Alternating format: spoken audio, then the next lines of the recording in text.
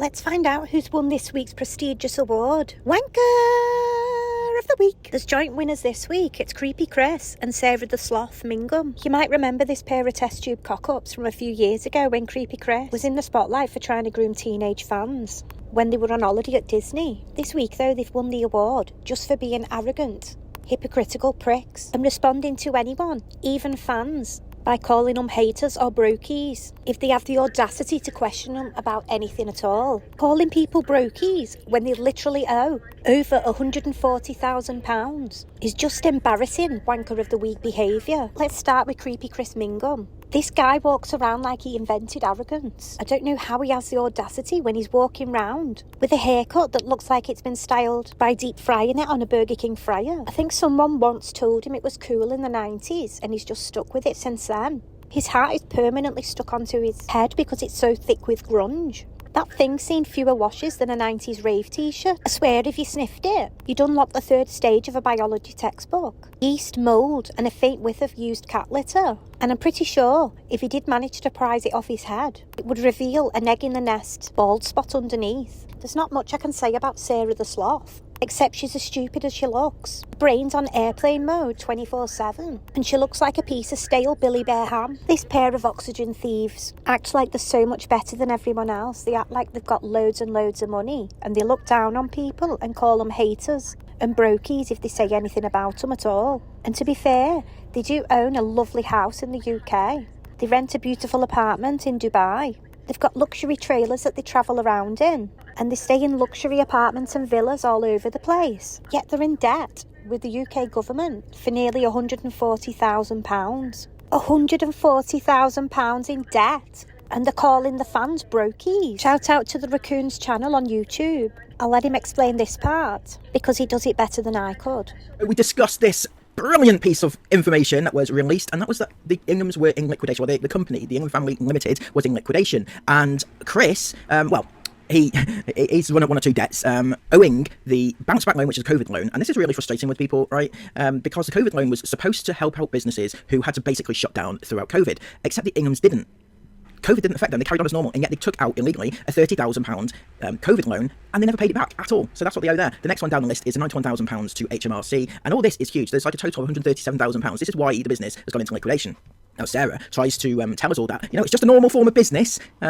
Businesses go into liquidation all the time. They just wanted to close the business down. Well, that may be true, but this is a forced closure of the business, a forced liquidation. It's a creditors voluntary liquidation, which means that it's forced because the creditors are forcing the situation, not that the business, the owners, are forcing the closure. I should say here that I did steal that from the Raccoon's channel on one of his videos. Go and check him out if you're interested in the Inghams. He covers them a lot. So they were forced into liquidation, but Sarah the Sloth keeps trying to tell everyone that they're not, that it was their choice. And I don't know if she actually believes it or she's just trying to save face. This is what she retaliated to one of her fans when she was asked about it. She says, "Do you know how businesses work? Or are you just watching hate videos on us? We closed our company in the UK down after not trading for a year in the UK. Because like we've said constantly over the last year, we over it to Dubai. We have zero debt and aren't in any sort of financial trouble." Yeah, but the paperwork says a different story, doesn't it, love? She's got the confidence of a genius, but the reasoning of a toddler. I feel like Chris has told her they're not in any debt and she's just running with it, believing everything he says. Because she's thick as fuck. She replied to another comment who dared to question the genius business-like brain of the Inghams. She replied, "Comments like this clearly come from people who have zero idea how businesses work. Talk about the pot calling the kettle black. She's trying to tell people she's got zero debt, when you can literally put it into Google and check it out on the government website how much they owe. And that's just the tip of the iceberg. These guys have actually got 7 CCJs against them. Stole this information again from the Raccoon's channel. Check him out on YouTube. How the fuck does someone get 7 CCJs while simultaneously strutting round Dubai like they own the place? I'm actually getting second-hand embarrassment for Sarah. She replied this to one of the comments. "Just watch our channel over the next few weeks, months, years. You will see that all this there broke is a load of rubbish, made up for drama talk. We are thriving, our businesses have never been better, and the only way we are going is up. Yeah, up Shit's Creek without a paddle." Sarah's like the human equivalent of a typo, confidently wrong in every way. She's adamantly telling fans that they're not in any debt. They've got more money than ever. and everything's going great.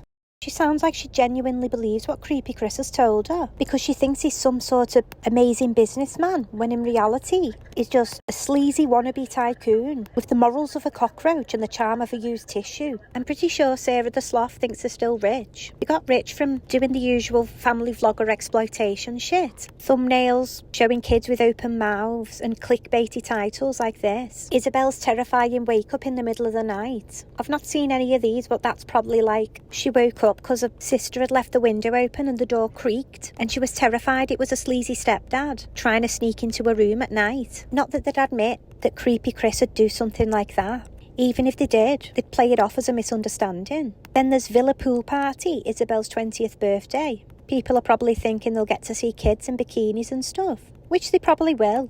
Another one saying Isabel's ending 2025 pregnant. They really are clickbait kings and queens. They're also masters at thumbnails. They always make sure to put the kids on the thumbnail, preferably in swimwear. I mean, let's face it, who's going to click on a video with this pair of ugly mugs on the cover? As I said, either Sarah's got one hell of a poker face and she doesn't care about looking stupid when the truth comes out, or she actually doesn't know that they're living way above their means, they're in massive amounts of debt, and they're basically peasants wearing stolen clothes. I hope he tells her soon, because she's spending money like there's no tomorrow. It was one of the kids' 16th birthday the other day, and she spent a fucking fortune on them. A Vivienne Westwood watch, a Kindle, designer perfume, clothes, all designer stuff. Every time I see them, they're in a different country. She's spending like the millionaires. If she really is clueless and doesn't know that they're heading towards financial ruin, I feel really sorry for her, but not as sorry as I feel for the kids. After they've spent their whole lives posing and performing for the cameras of Creepy Chris and Slothy Sarah, being pulled out of school because the selfish parents want to show the world how rich they are by travelling all around the world. Don't get me wrong, I think it's lovely that they've got to see a lot of things, but whenever they go away they always end up just hanging around a beach or the pool. They're not exactly experiencing other cultures, and then when they finally realise the money's all gone, they're going to have to come crashing back down to earth and probably end up living like the ridiculous Jenkins. But I still feel more sorry for Sarah than I do the kids, because at least they're not married to a greasy fraudulent nonce. Anyway, on that lovely note, guys, I'll leave you. Thank you so much for watching. I appreciate each and every one of yous, and I hope to see you soon.